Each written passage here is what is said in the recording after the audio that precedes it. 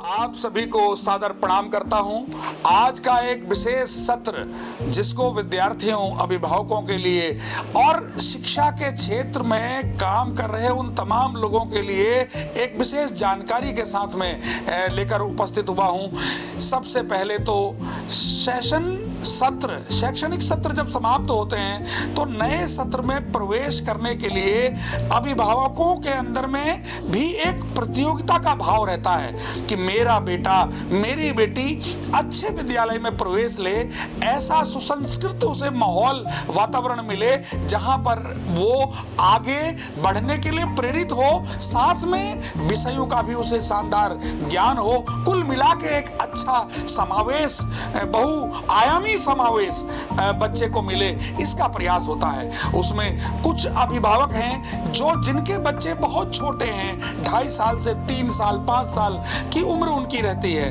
उसके बाद में कुछ अभिभावक हैं जिनके बच्चों की उम्र 7 से 13 के बीच रहती है, कुछ की 13 से 18 के बीच रहती है। ये तीनों ही कैटेगरियां इतनी इंपॉर्टेंट हैं विद्यार्थी जीवन में, जिनको एक शेड्यूलबद्ध तरीके से अगर हमारे पेरेंट्स नहीं केयर करेंगे, नहीं ध्यान देंगे, तो रिजल्ट उतना सुंदर, उतना बेहतर हमको नहीं मिल पाता है।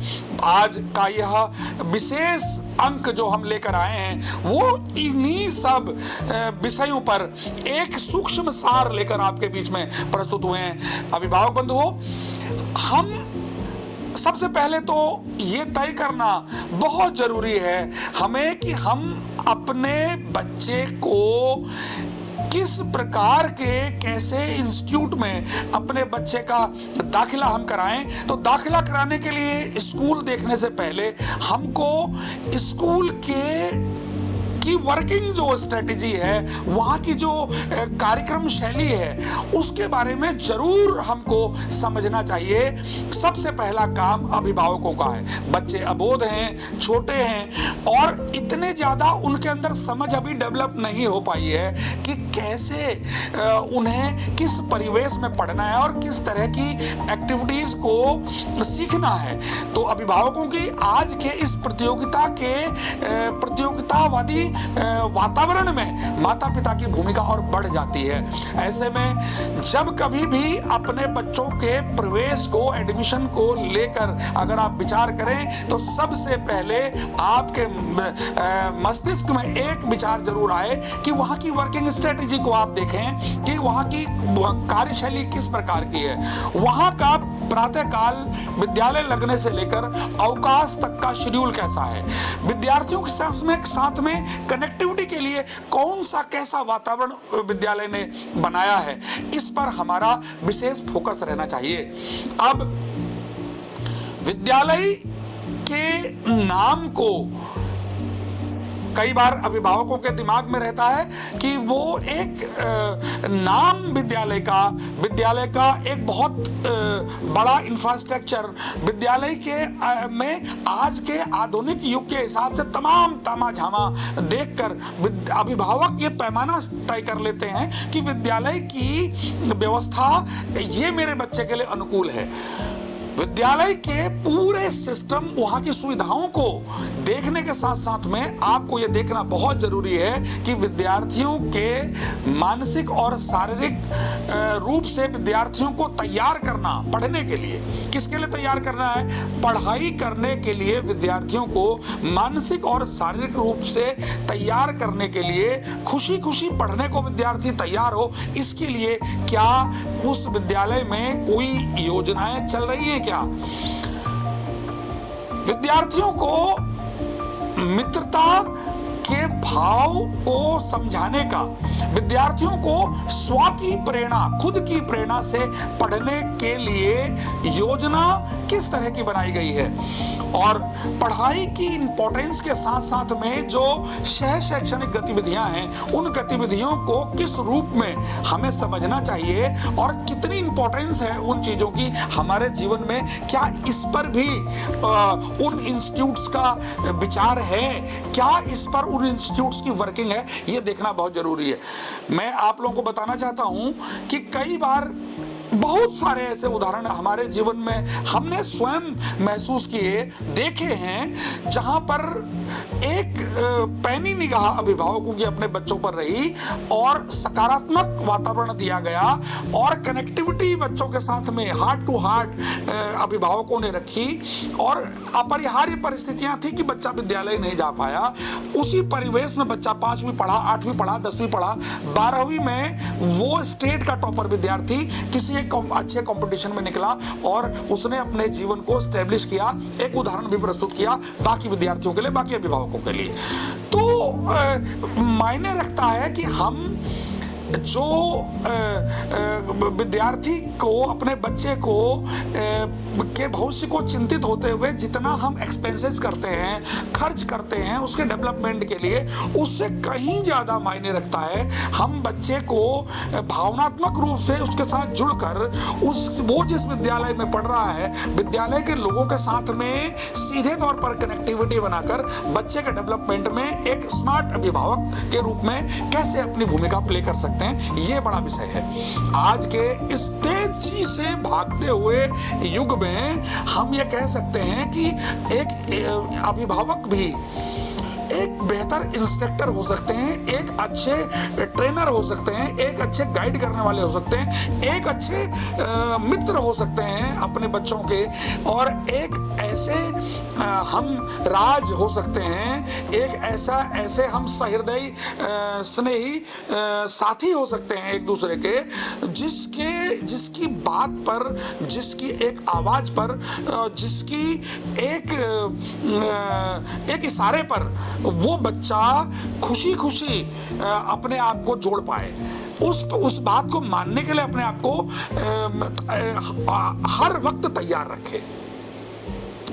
हम एक ऐसा डिजाइन लेकर आप लोगों के बीच में आए हैं जिसमें अभी हमारी ये वीडियो तमाम ऐसे पढ़ाने वाले लोग देख रहे होंगे, पढ़ने वाले लोग देख रहे होंगे, और ऐसे तमाम शिक्षक और शैक्षणिक संस्थाओं के संचालक हमारे साथी देख रहे होंगे। तो मैं ये निश्चित रूप में आपको कहना चाहता हूं कि वातावरण को पढ़ाने वाले और पढ़ने वाले दोनों की कनेक्टिविटी। अब पढ़ाने वाले लोग कौन है?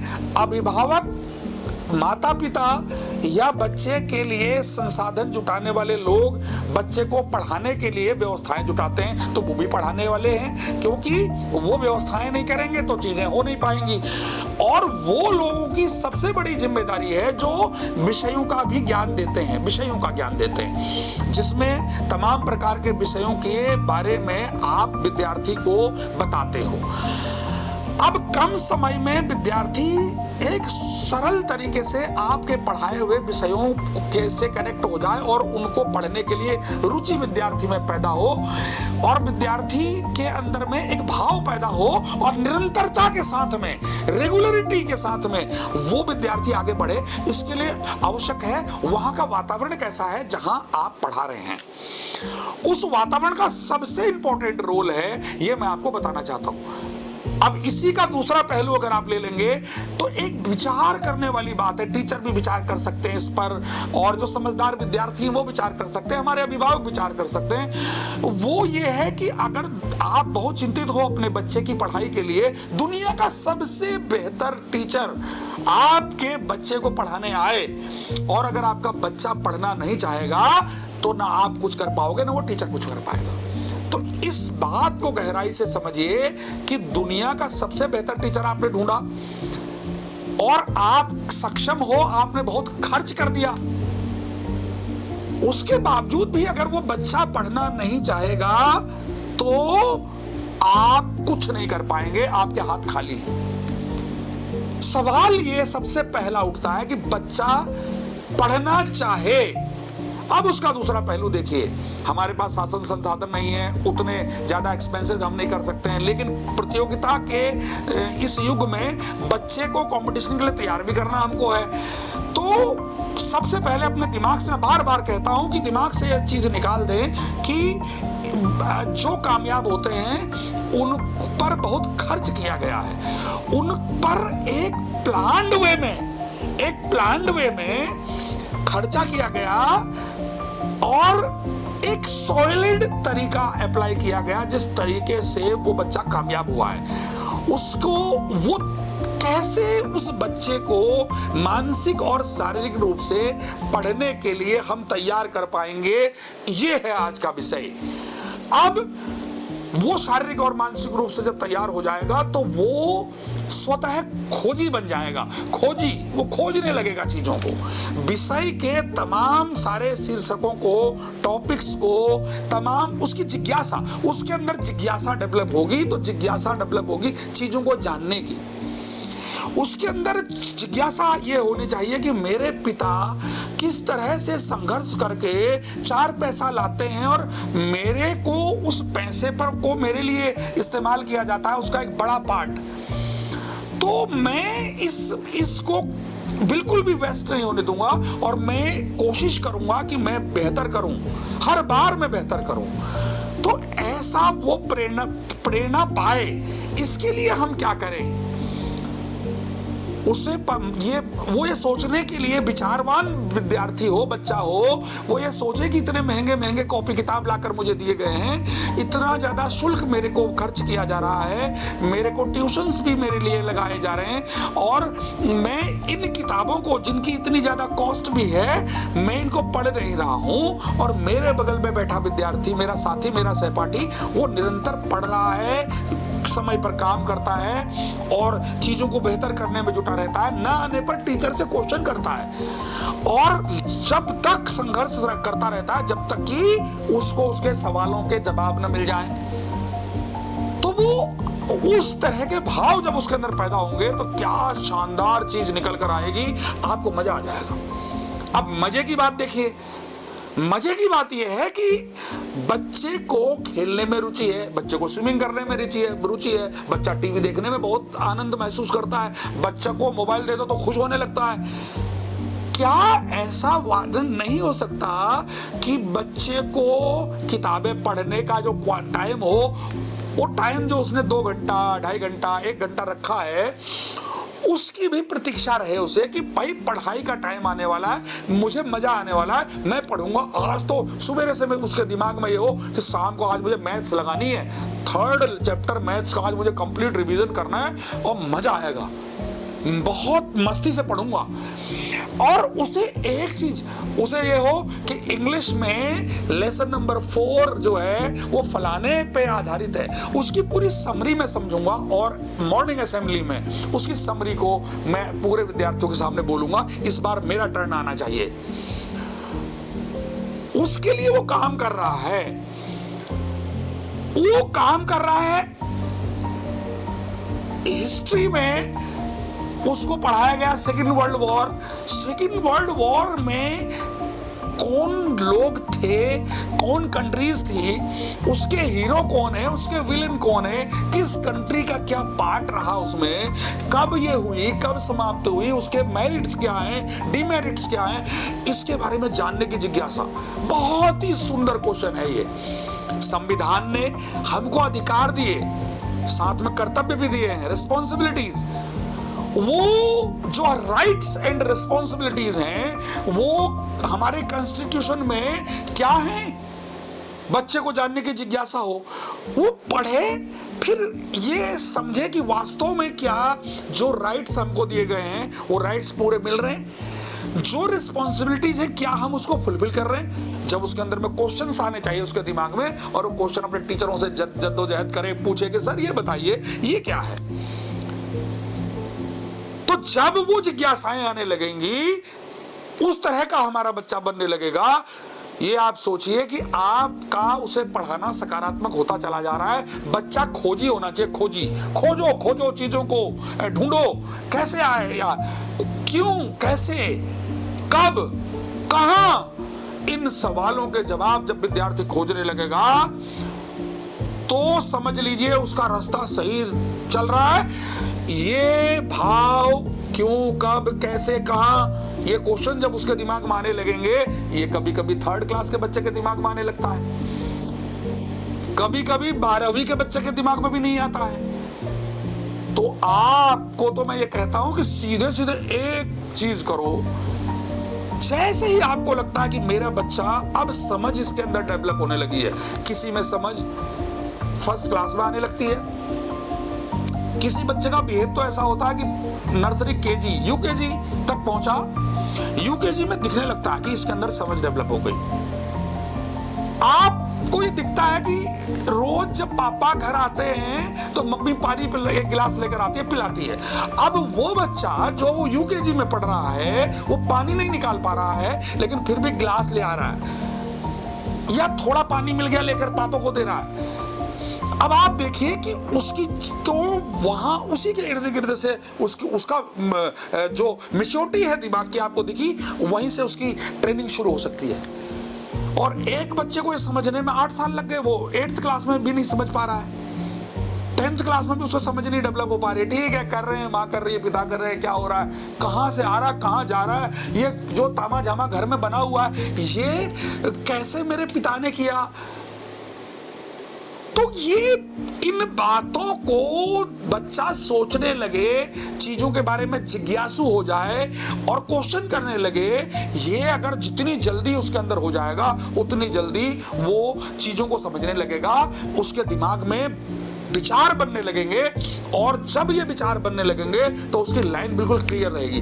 अब आपके लिए सबसे बड़ा होमवर्क क्या है कि आप ये सोचिए कि आपका बच्चा क्या इस प्रकार से चीजों को के बारे में सवाल लिए हुए है, क्या उसके दिमाग में जिज्ञासाएं हैं क्या। मैथ्स की आपने एक नई किताब अपने बच्चे को दिलाई, नई किताब आई, और नई किताब आई तो उसमें कवर लगाने की चिंता है उसको कि नहीं, नेम स्लिप लगाने की चिंता है कि नहीं, अच्छी हैंडराइटिंग में नाम लिखने के लिए वो तैयारी कर रहा है कि नहीं। अब आप दूर बैठ के देखोगे, और उसके बाद लेसन फर्स्ट आया, स्कूल में नया सेशन है, पढ़ाई तेजी से चल रही है, कहीं किसी विषय में 5 विषय में पढ़ाई सही चल रही है, एक विषय में थोड़ा स्लो चलने लगी, तो बच्चा तुरंत अपने इंचार्ज के पास गया कि इस सब्जेक्ट में मैम हमारा वर्क नहीं हो पा रहा है, बाकी में 2 लेसन हो गए मैडम, इसमें तो हमारा ये और इसमें समझ में नहीं आ रहा है, मुझे कैसे पढ़ा रहे हैं। तो उस तरह का बच्चा जो जिज्ञासु होगा, जो और पढ़ने की जिज्ञासा कि लेसन 1 लेसन 2 नई चीजें आई हैं, उस नई किताबों से मैं नया तरीके से नया ज्ञान अर्जित करूंगा। अब आप किताब लेकर आए पूरा सेट खरीद कर, आपने कहा ये किताब है, वो 2 दिन भी अगर पढ़ी रही बच्चे को कोई फर्क नहीं पड़ रहा है, नए किताबों के प्रति कोई आकर्षण नहीं है, कोई एक अट्रैक्शन नहीं है। पढ़ाई के लिए जो जगह निर्धारित घर में आपने कर रखी है उस जगह से उसे कोई मोह नहीं है, और 4 दिन बाद आप बोल रहे हो कि किताबें लेकर आए, इतना महंगा खर्चा तेरे लिए किया, और लाने के बाद में तू अभी तक एक बार तूने खोल के बैग नहीं देखा, तूने कवर नहीं इसमें लगाए, क्या स्कूल में पढ़ाई हो रही, तू कुछ कर नहीं रहा है, या 1 हफ्ता हो गया किताब लाया, आज तक तू ये किताब स्कूल लेकर नहीं गया है, तो आप समझिए कि बहुत पीछे चल रहा है मामला आपके बच्चे का। और अगर यही रहेगा तो समय गुजरता चला जाएगा, एक समय वो थोड़ा बड़ा हो जाएगा, और उसके बाद उसकी वही हैबिट्स डिमेरिट्स का काम करेंगी। आपका बच्चा टॉप क्लास बच्चों में शामिल नहीं हो पाएगा, नीचे की जद्दोजहद में फंसा रहेगा पूरे जीवन। यह बहुत बड़ा विषय है जिसको आपको सोचना पड़ेगा। अब इस पूरी बात को सुनते हुए आपके जहन में एक सवाल आना चाहिए कि आखिर बच्चे के अंदर में इस तरह की चीजें आ जाएं, वो स्व की प्रेरणा, खुद की प्रेरणा, सेल्फ की प्रेरणा और चीजों को जानने की जिज्ञासा उसके अंदर में ये नहीं है मेरे बच्चे के अंदर में। मेरा बच्चा इस उम्र में और इस क्लास में पढ़ रहा है, कैसे आए जिज्ञासा। तो देखिए, एक ही प्रॉब्लम है, बुखार है, तो छोटे बच्चों के लिए दवा अलग किस्म की बनी है, सिरप देते हैं, पैरासीटामोल उसमें रहता है। उसके बाद थोड़े ऊपर के बच्चे होते हैं तो उसका पैरासीटामोल देते हैं, उसकी मात्रा कुछ दूसरे किस्म की होती है।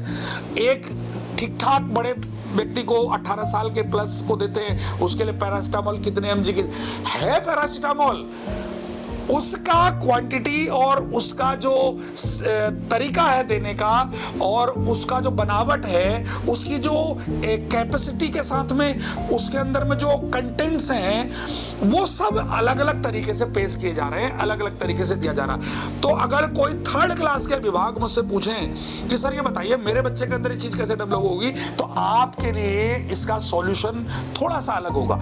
सबके साथ पैरासीटामोल मिला है, लेकिन आपका तरीका थोड़ा सा दूसरा होगा, इनके में तरीका डील करने का दूसरा होगा, 5वीं तक 8वीं तक का तरीका दूसरा होगा और 12वीं तक का तरीका दूसरा होगा। तो एक बार में ये जवाब दे पाना संभव नहीं है, लेकिन हाँ, जो बच्चा जिज्ञासु नहीं है उसे जिज्ञासु बनाया जा सकता है। इसका एक शॉर्ट आंसर मैं आपको देना चाहता हूं, वो ये है कि जिस विद्यालय में विद्यार्थी पढ़ रहा है, जिस घर में विद्यार्थी पढ़ रहा है, दोनों की कनेक्टिविटी होनी चाहिए, बॉन्डिंग होनी चाहिए बहुत तगड़ी। और इस तगड़ी बॉन्डिंग को बनाने के लिए प्लानिंग क्या है?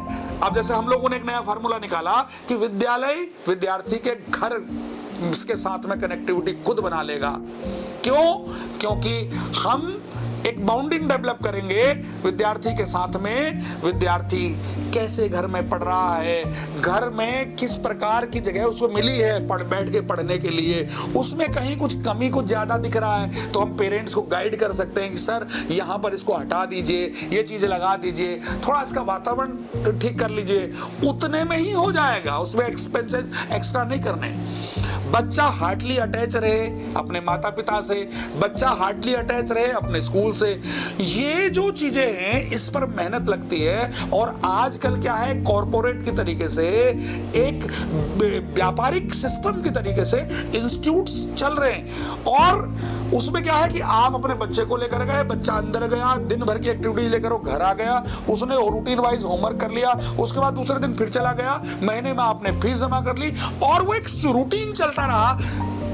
अल्टीमेटली बहुत सारे नामचीन विद्यालय जिनको हम कहेंगे, जिनको लोग बहुत ज्यादा वैल्यू करते हैं, नाम ब्रांड जिसको मानते हैं, ऐसे विद्यालयों के विद्यार्थी जब हम लोगों के प्रतिष्ठान में आते हैं तो आप यकीन नहीं करोगे, उनके पेरेंट्स कई बार ये कहते हैं कि सर हमने तो बहुत बड़ी गलती कर दी, मेरा बच्चा जो है, हम 9th क्लास में आपके यहाँ अपने बच्चे को लेकर आ रहे हैं और इससे पहले हम जो पढ़ा रहे थे, नाम और तमाम प्रकार की चीजें देख रहे थे और वहां पर मेरे बच्चे के अंदर में इस प्रकार का गुणात्मक सुधार नहीं आ पाया और मैं 1-2 हफ्ते से आपके यहाँ अपने बच्चे को भेज रहा हूं, तो जो मैं वर्किंग देख रहा हूं, ऑनलाइन आपकी चीजें देख रहा हूं, आपके यहाँ का एटमॉस्फेयर देख रहे हैं और विद्यार्थी के क्लास में जो बच्चे के क्लास में जो बाकी के विद्यार्थी पढ़ते हैं, उनको दी जा रही स्कूल के द्वारा रिस्पॉन्सिबिलिटीज,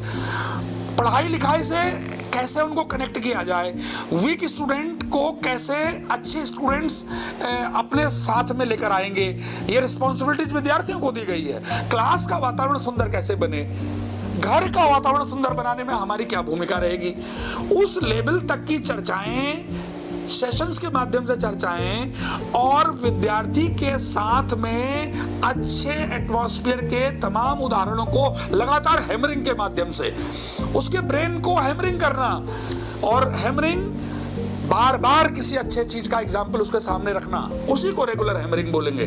बार बार किसी अच्छी चीज को उसके सामने एक एग्जाम्पल के रूप में रखना, उपदेशात्मक नहीं। हम अगर ये कहें कि देखो तेरे साथ में ये बच्चा जो बैठता है और ये बहुत ही पढ़ाई में होशियार है, कुछ इससे सीखो, तुम तो बेवकूफ हो, तो बच्चा इरिटेट होगा, बच्चे के दिल को दुख लगेगा, बच्चा आज से भी नाखुश हो जाएगा और बच्चा आगे पढ़ना नहीं चाहेगा और बच्चा ये कह देगा ये बेकार है, यहां मैं नहीं पढ़ूंगा, ये सब बेकार है। बच्चा चाहे जितना भी लापरवाही करे, उसकी लापरवाही को बहुत कम समय में अच्छाई में बदलकर पढ़ाई लिखाई, खेल कूद, हंसी मजाक के साथ हल्के फुल्के वातावरण में आगे बढ़ने के लिए बच्चे को तैयार करना, यही कलाकारी है एक अच्छे टीचर की। और अच्छा रिजल्ट पाने के लिए अच्छे पेरेंट्स जो हैं, जिनकी सोच अच्छी है, उनको चाहिए कि वो इंस्टीट्यूट के साथ में मिलकर उनकी प्लानिंग्स को समझें और उन प्लानिंग से अनुरूप अपने बच्चे के साथ व्यवहार भी करें। और क्वालिटी टाइम की बात हम करते हैं, अच्छा समय अपने बच्चों को दें। पड़ोसियों के बच्चों के साथ में उसकी तुलना करना, दो गड़बड़ बातें हैं। देखिए, अपने ही बच्चे, एक बच्चा आपका होशियार है, आप मानते हो कि होशियार है, एक बच्चा थोड़ा सा पढ़ाई में रुचि कम लेता है, पढ़ने लिखने में उसकी शिकायत का यदा कदा आ जाती है। अब आप दोनों बच्चे आपके हैं और दोनों की तुलना आप आपस में घर में रोज करते हो। आप ये मानकर चलें, जब तुलनात्मक आपके भाव रहेंगे तो उन बच्चों में कभी भी पैरेलल बाउंडिंग जो होती है वो कभी नहीं बन पाएगी, स्ट्रॉन्ग स्ट्रेंथ नहीं बन पाएंगे वो लोग, और निश्चित रूप में बचपन से ही आप एक द्वेष की भावना बो देंगे, उनमें कॉम्पिटिटर्स बना देंगे उनको आपस में एक दूसरे का। हम कई बार पेरेंट्स को देखते हैं जो अपने एक बच्चे की प्रशंसा दूसरे बच्चे के सामने करते हैं और दूसरे को हीनता के हिसाब से उनको लगता है कि ये ऐसे डेवलप करेगा। मैं आपको बता देना चाहता हूं कि सबसे ज्यादा वही पेरेंट्स नुकसान पाते हैं जब बच्चे बड़े हो जाते हैं, उन्हें बहुत परेशानी का झेलना पड़ता है और लाइफ के आखिरी टाइम तक परेशानी, और वो ऐसी समस्या वो अपने आप बना देते हैं। जब बना रहे होते हैं तब उनको पता नहीं लगता ये समस्या कितनी बड़ी बनने वाली है, और वो बन जाती है समस्या बड़ी, और उस समस्या का कोई हल भी नहीं होता, कोई सॉल्यूशन भी नहीं होता। वो समस्या लाइफ के आखिरी मोमेंट तक एग्जिस्ट करती है, उसका कोई समाधान नहीं है, उसके लिए कोई दवाई नहीं है, वो चलेगी। ऐसे बच्चे, ऐसे पेरेंट्स जो अपने बच्चों को बार बार उलाहना देते हैं, ताने देते हैं और हर वक्त इरिटेट हो जाते हैं पढ़ाई के लिए, बहुत ज़्यादा बच्चे को उससे परेशानियां होती हैं, वो ये मानकर चलिए कि वो हमेशा हमेशा के लिए धीरे धीरे हार्डली आपसे दूर होता चला जा रहा है आपका बच्चा, और उसके जिम्मेदार आप हैं। हर बच्चे के अंदर में मैथ्स पढ़ने का कैलिबर नहीं होता, हर बच्चे के अंदर में साइंस की लायक क्वालिटीज नहीं होती, हर बच्चे के अंदर में, कई बच्चे ऐसे होते हैं जो कहते हैं सर ये टॉपिक में मेरा इंटरेस्ट नहीं है। बच्चे से ये पूछने की जरूरत होती है, बेटा तेरा इंटरेस्ट किस में है। बच्चा शुरू में छोटी क्लासों में बच्चा इंटरेस्ट नहीं बता पाता अपना, क्योंकि जो चीज आई उसी में इन्वॉल्व हो जाता है, जो चीज आई उसमें। लेकिन ये कलाकारी, ये काबिलियत उसके टीचर्स की है, वहां के एटमॉस्फेयर की है। वो बच्चे की उन एक्टिविटीज को रीड करें, रेगुलर मॉनिटरिंग करें और ये समझें कि ये बच्चे के अंदर में कौन सी काबिलियत है, हम इसको किस रास्ते पर आगे लेके चले। ये है बड़ा मसला इसमें। तो मैं आप सभी पेरेंट्स से कहूंगा कि इन बातों को गंभीरता, और विद्यालय में विद्यार्थी को अब जिम्मेदारियां क्या हैं। जब आपको जिम्मेदारियां पता नहीं होंगी तो दिक्कत कहां पर आएगी। जिम्मेदारियां पता नहीं होंगी, दिक्कत यह आएगी कि आप समझ ही नहीं पाएंगे आपको करना क्या है, और फिर जब समझ ही नहीं आएगा करना क्या है तो घड़ी घड़ी आप बच्चे पे भी इरिटेट होंगे, आपस में भी बच्चे के माता पिता आपस में इरिटेट हुआ करेंगे, और हमेशा दूसरों का उदाहरण देकर आप परिवार का माहौल खराब करेंगे। और परिवार का माहौल सब कुछ सिस्टमैटिक होने के बाद भी वो डिस्टर्ब रहेगा और आपके पास उसका कोई सॉल्यूशन नहीं होगा। इसके समाधान के लिए कुछ चीजें हमें अपने व्यवहार में लानी पड़ती हैं, जिससे कि बहुत ही इंटरेस्टिंग एटमॉस्फेयर क्रिएट हो जाएगा और मजा आने लगेगा। बच्चा खुश, आप खुश, और टीचर को भी पढ़ाने में मजा आ रहा है। उसके लिए करना क्या है? करना यह है, समय पर बच्चा जगे प्रातःकाल, इसके लिए समय पर सोए रात में। पहली बात नोट कर लीजिए, पहली बात कि बच्चा सुबेरे समय पर जगे तो रात में समय पर सोएगा, तब सुबेरे जगेगा। तो उसके साथ में ये चीज मैंडेटरी है कि समय पर सुलाइए। पढ़ाई लिखाई का जो ये टाइमिंग है बच्चों की, छोटा 18 साल 17 साल की उम्र तक की जो बच्चे हैं, छोटे बच्चे से लेकर ये सब, इनमें माता पिता की भूमिका बड़ी विशेष है। अब आपको ये भी तय करना है कि आपका बच्चा क्या खाए कि वो बलिष्ठ बने, उसका शरीर स्वस्थ रहे, और क्या ना खाए, क्या खाने से उसको दिक्कत आ सकती है। इतनी समझ माता पिता में होनी चाहिए। ये मैं बार बार कहता हूं, फिर कह रहा हूं, क्योंकि ये मशीन है पूरा, इसका मैकेनिज्म बिगड़ जाएगा जब इसके अंदर गड़बड़ चीज चली जाएगी। मैं हूं, मुझे पढ़ाना है, लेक्चर लेना है, और आप यकीन मानिए कि अगर मैंने पहले दिन उल्टा सीधा खाया है और मैं पढ़ाते समय चाह कर भी, मैं तो चाह रहा हूं कि मैं मैक्सिमम अपने बच्चों को डिलीवर करूं चीजें, लेकिन मैंने इनटेक अपने शरीर के अनुरूप नहीं किया है, तो मैं पढ़ा के निकलूंगा 45 मिनट की क्लास लेकर, लेकिन मैं सेटिस्फाई नहीं रहूंगा, मैं खुद से सेटिस्फाई नहीं रहूंगा, मजा नहीं आया आज। तो ये कैसे संभव होगा कि हम कर पाए? ये ऐसे संभव होगा कि हम ये देखें कि बच्चा इंटेक जो कर रहा है, जो हमें भोजन के रूप में दे रहे हैं वो दें। आप कई बार ये नहीं खाता मेरा बच्चा, वो नहीं खाता, अरे फालतू की बातें बंद करिए। जब बनेगा ही घर में वही तो खाना पड़ेगा, भूख लगेगी तो खाएगा। कुछ नहीं होता है जब तो बच्चा पानी पी के रह लेता है। तो जब आप उसको वैरायटीज दे दोगे और एक सिस्टम बना लीजिए, तो उसको कह दीजिए कि जिस दिन बेटा तू अपने पैरों में खड़े हो जाएगा ना, जो मर्जी सो खाना।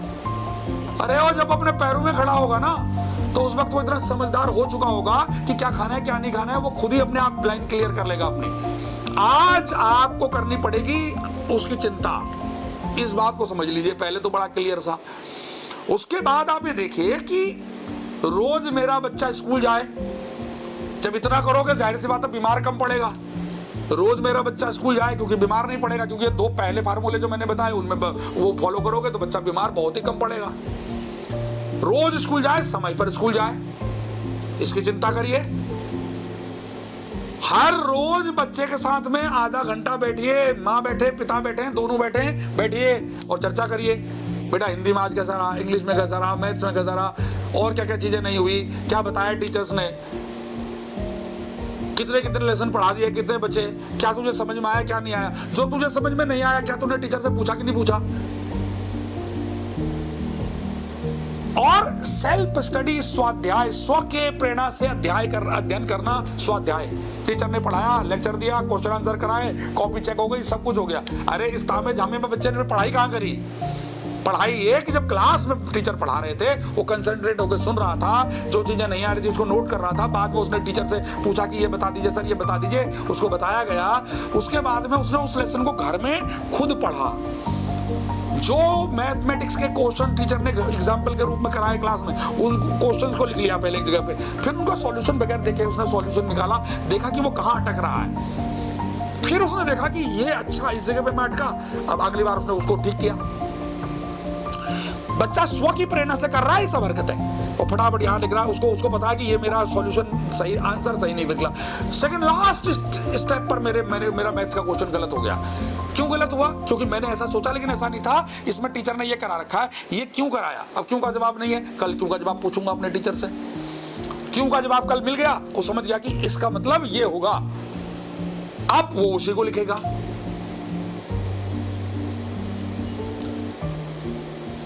इंग्लिश लैंग्वेज में ग्रामर का पोर्शन पढ़ाते समय बच्चे टेंस को रट रहे हैं ऐसे हनुमान चालीसा के तरीके से। अरे सेल्फ स्टडी करेंगे बच्चे, मालूम देगा कि फार्मूला है उसका, इसके साथ ये लगेगा, इसके साथ ये लगेगा। अब वो समझ रहा है कि मैं प्रेजेंट के लिए बोल रहा हूं, पास्ट के लिए फ्यूचर वाला कोई सेंटेंस मेरा बन रहा है, तो उसमें मुझे क्या लगाना है, कहां पर आईएनजी लगेगी, कहां पर वाज लगेगा, कहां वेयर लगेगा, कहां दिस लगेगा, दैट लगेगा, दोज लगेगा, देन अरे वो रट लेगा तो रट के कैसे आएगा? सिचुएशन के हिसाब से वो चीजों को करेगा तो चीजें बनेंगी। इसके लिए बच्चा जिज्ञासु हो जाएगा। तो आपकी तीसरी समस्या का समाधान हो गया। वो और आपको जानकर कितना बेहतरीन मैं आपको जानकारी दे रहा हूं। देखिए कि अगर आप पहले दूसरे स्टेप पर समय पर जागना, समय पर सुलाना कर लें, बच्चे को 8 घंटे की पूरी नींद मिलेगी, विद्यालय और उसका खाना पीना हमारे बताए अनुरूप कर दें। उसके बाद आप ये देखें कि समय पर विद्यालय जाए, रोज स्कूल की एक्टिविटीज में हिस्सा ले, हर कंपटीशन में आपका बच्चे का हाथ ऊपर होना चाहिए। मुझे ले लो, 45 बच्चों में 2-3 बच्चे ऐसे होते हैं जो कहते हैं साहब मैं ले लो, बाकियों से क्या पूछा जाता है जैसे कई बार तुम ले लो बेटा, मैं नहीं लूंगा। What does mean it? क्या तुम नहीं हो क्या यहाँ पर? तुम हो ना, वही टीचर आपको भी पढ़ा रहे हैं ना। इन्वॉल्व होना, तो बच्चा अपने आप उसका माइंड एक्टिवेट होने लगेगा। छोटी सी भी अगर एक टीचर ने 8th क्लास के बच्चे को गुड दिया, कहीं पर गुड दिया, स्टार दिया, प्रशंसा की, ऐसा घर का वातावरण हो भाई कि घर में जब पूछोगे रोज तो बच्चा बताए मम्मी आज मुझे इंग्लिश वाली मैम ने कहा वेरी गुड, बुला के पूरी क्लास के सामने कहा। और मम्मी पूछेंगी क्यों, तो बताएगा वो कि मम्मी देखो मेरा ये काम इतना अच्छा था और सबसे अच्छा था मैम ने आज कहा। उसी पर मम्मी का रिएक्शन क्या आना चाहिए? मम्मी का रिएक्शन आना चाहिए बेटा शाबाश, अरे मेरा राजा बेटा, मेरा लाल बहुत अच्छा बेटा, कल और दूसरे विषय में भी लाओ, झंडे गाड़ने हैं तुझे, मेरा बेटा बहुत अच्छा। उसे गले से लगा के प्यार से, आप देखोगे आपका वो प्यार देना वही है असली चाबी बच्चे के डेवलपमेंट की।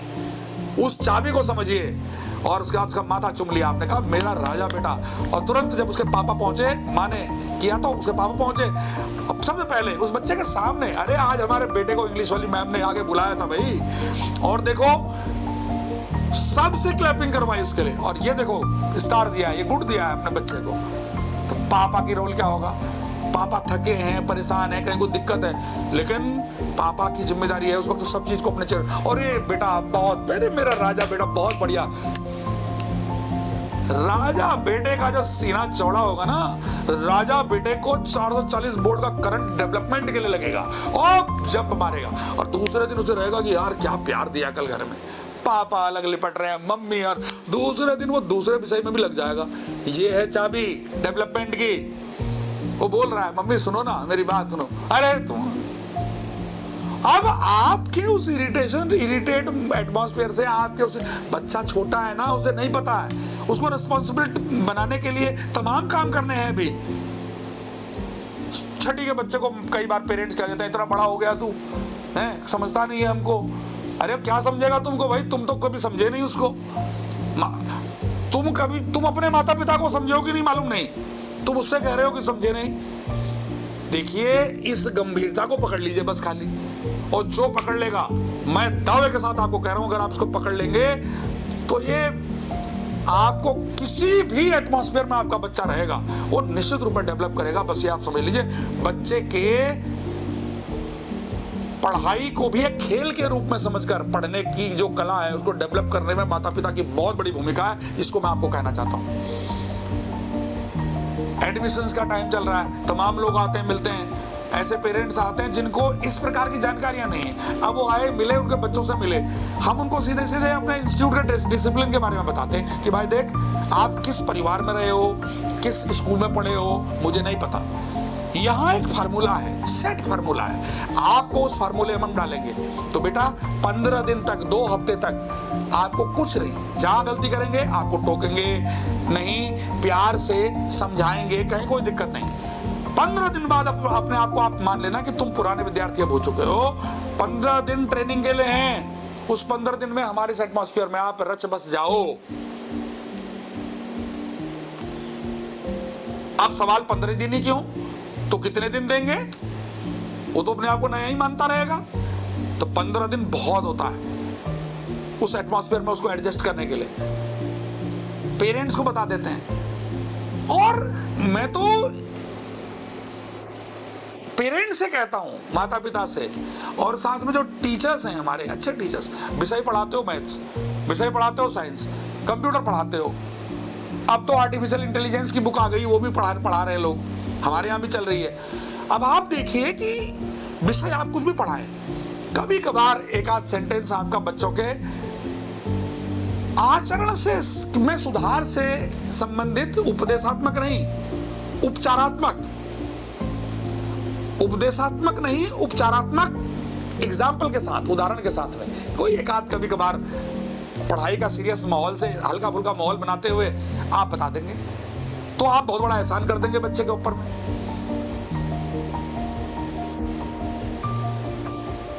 तो बच्चे का जो कैरेक्टर है ना, एक वो कैरेक्टर स्ट्रांग रहेगा। जब बड़ा होने जा रहा है, ये तो छोटेपन की बात अलग है, जैसे ही वो 6th में आया, 7th में आया, 8th में आया, टाइम बिंग एट्रैक्शन का शिकार होने लगते हैं तमाम बच्चे। उस लेवल तक पेरेंट्स की सोच है क्या कि यार ये ऐसे विचार भी आ सकते हैं इसको। अरे तो कॉमन सेंस की बात है, आप जब बड़े हो रहे थे आपको ऐसे ख्यालात कब आने लगे? आप सोचो ना, कब आपको ऐसे ख्यालात आने लगे? जब आपको उस ख्यालात पे कंट्रोल करने के लिए आपने क्या किया था? जब आप बड़े हो गए तो आप ये माने कि वास्तव में वो ख्यालात ठीक नहीं होते, तो अपने बच्चे को, और स्मार्ट पेरेंटिंग का ये पार्ट है, खुल के बोलो ना भाई, खुल के बोलिए अपने बच्चों से, आप बताइए कि गलत है। मैं तो आपको बताएं कि हम अपने विद्यार्थियों से बात करते हैं और बहुत खुल के उनसे बात करते हैं कि बेटा ये जो टाइम बिंग अट्रैक्शन होगा उससे तुम्हारे दिमाग, अगर तुम उसमें इन्वॉल्व हो गए तो तुम्हारे दिमाग में कौन से हार्मोन जनरेट होंगे, उसके बाद में तुम्हारी एक्टिविटी, तुम्हें अपने पिता माता और हम सभी टीचर्स डिम लाइट में दिखाई पड़ने लगेंगे, धुंधले दिखाई पड़ने लगेंगे, और वही चीज आपको लगेगी, अट्रैक्ट करेगी।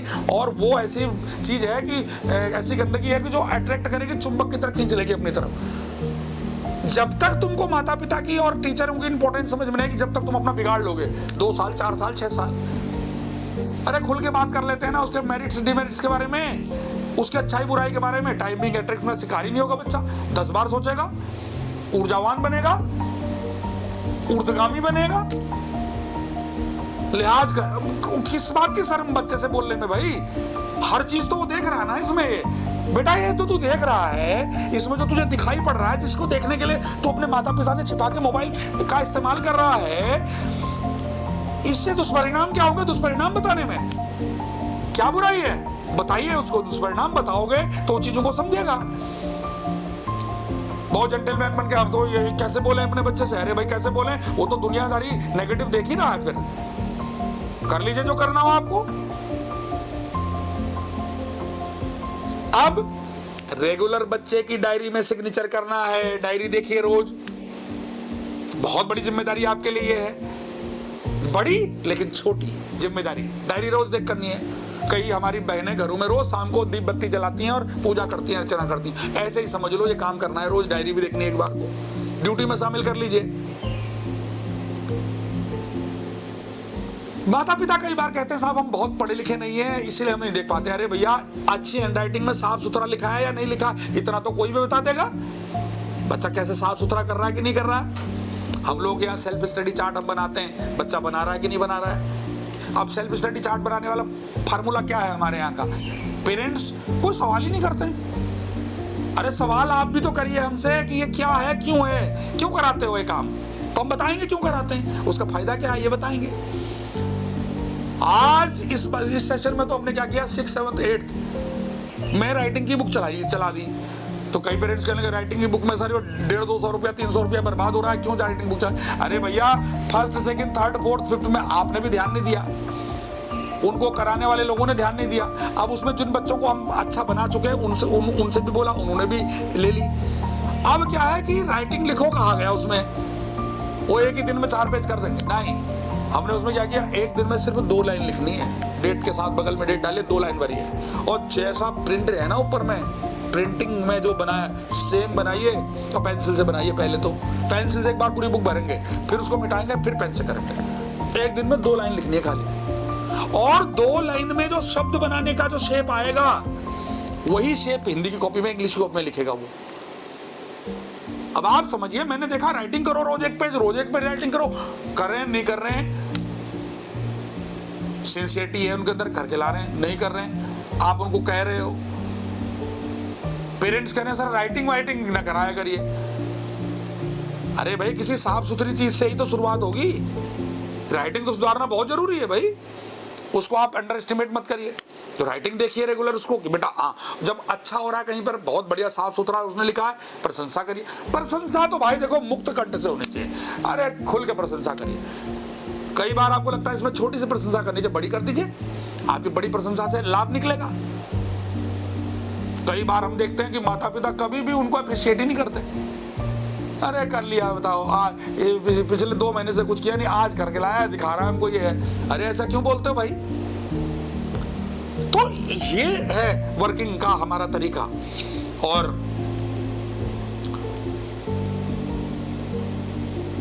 एक शेड्यूल है। नया सेशन शुरू हुआ, नए सेशन में समर वेकेशन से पहले 30 से 35% कोर्स खत्म करना है।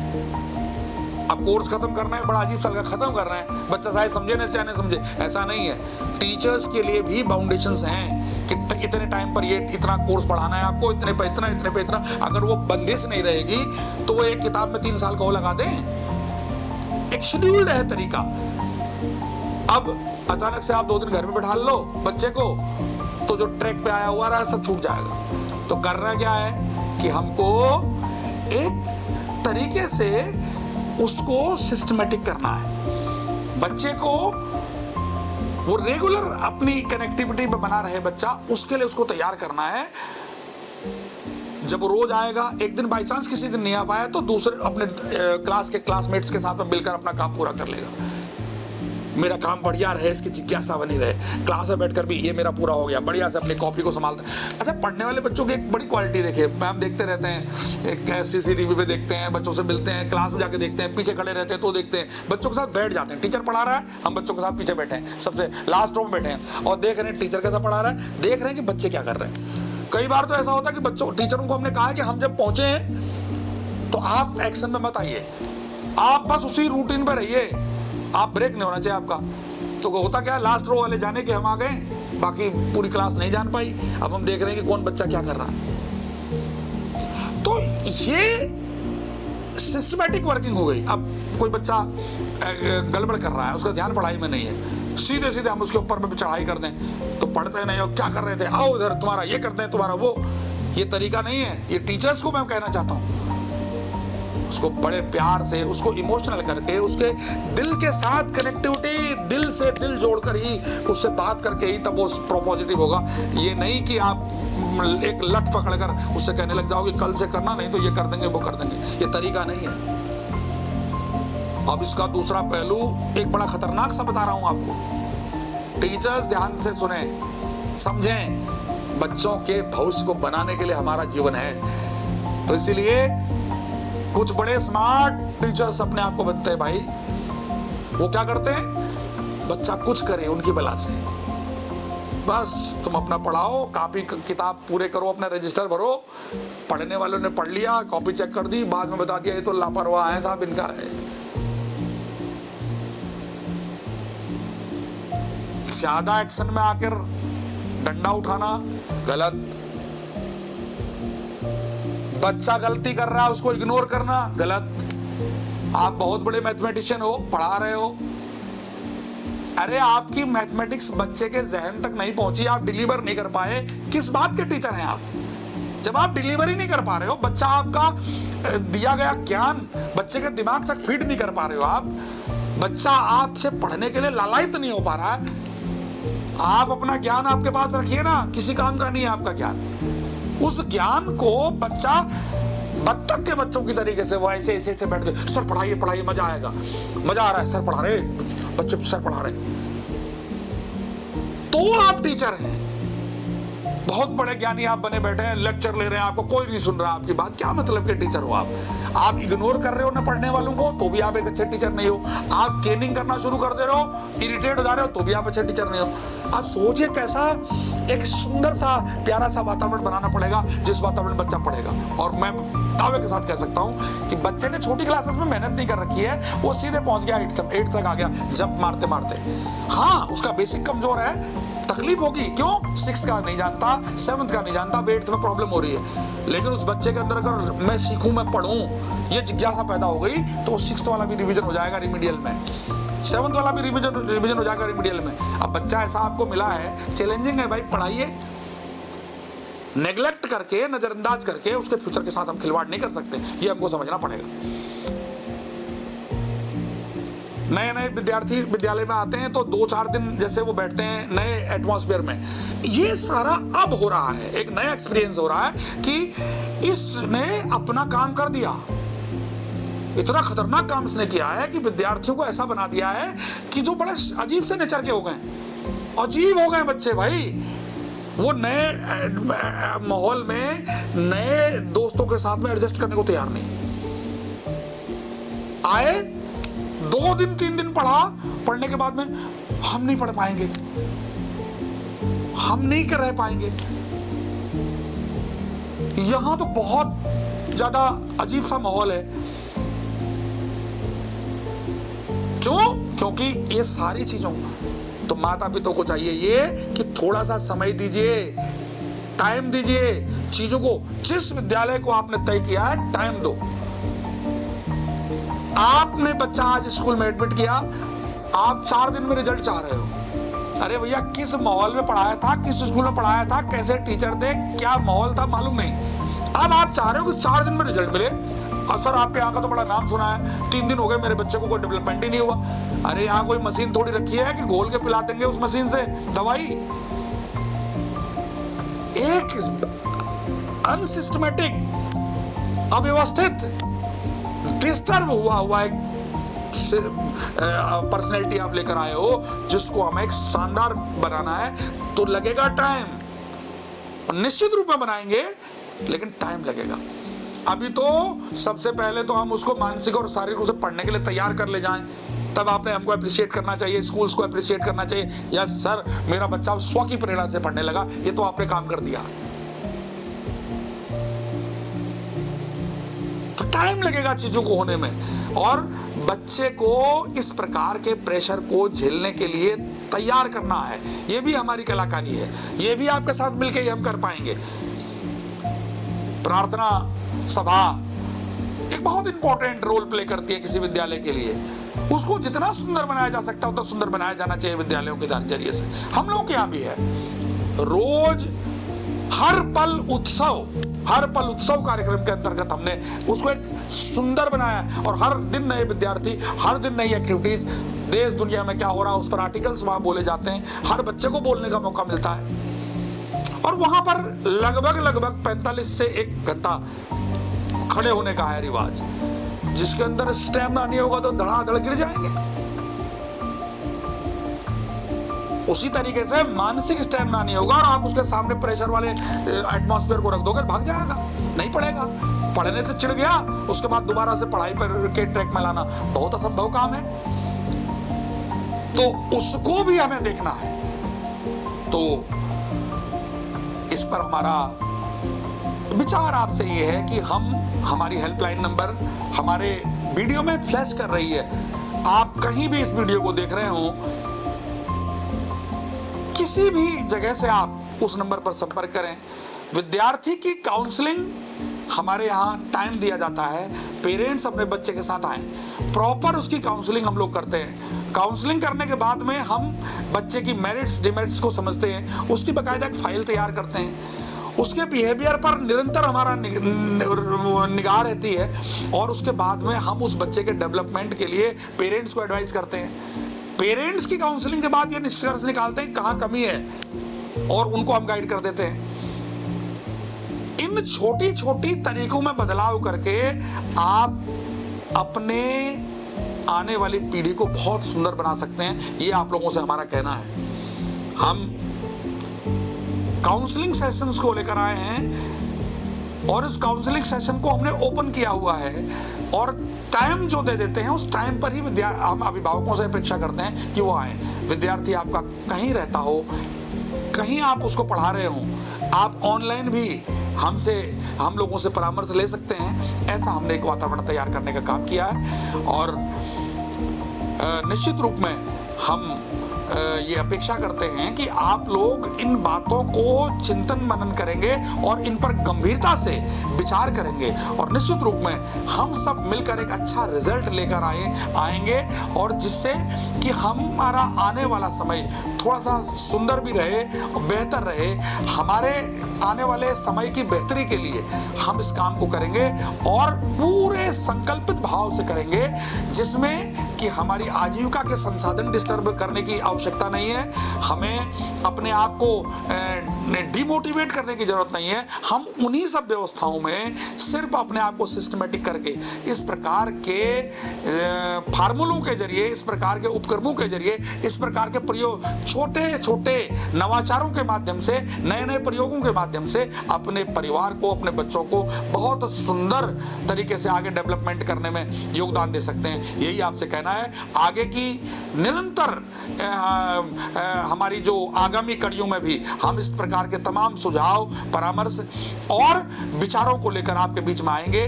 कोई भी प्रकार का कोई क्वेश्चन अगर आपके जहन में रहता है, उसको निश्चित रूप में आप कमेंट सेशन में जरूर दें, ताकि हम उस पर विचार करें और आप तक अपने मोबाइल नंबर दे दें। हमारे यहाँ से फोन पर भी आपसे बात की जाएगी, ताकि कुल मिलाकर समस्या अगर है तो समाधान भी है। इस बात को लेकर हमें आगे चलना है। समस्या के साथ समस्या अगर कहीं पर एग्जिस्ट कर रही है तो इसी धरती पर उसका समाधान भी मौजूद है। हम समाधान तक पहुंचकर उसके निराकरण को जितनी जल्दी कर लेंगे उतनी जल्दी हमारी बेहतरी सुनिश्चित हो पाएगी। बहुत बहुत धन्यवाद। सादर नमस्कार, प्रणाम।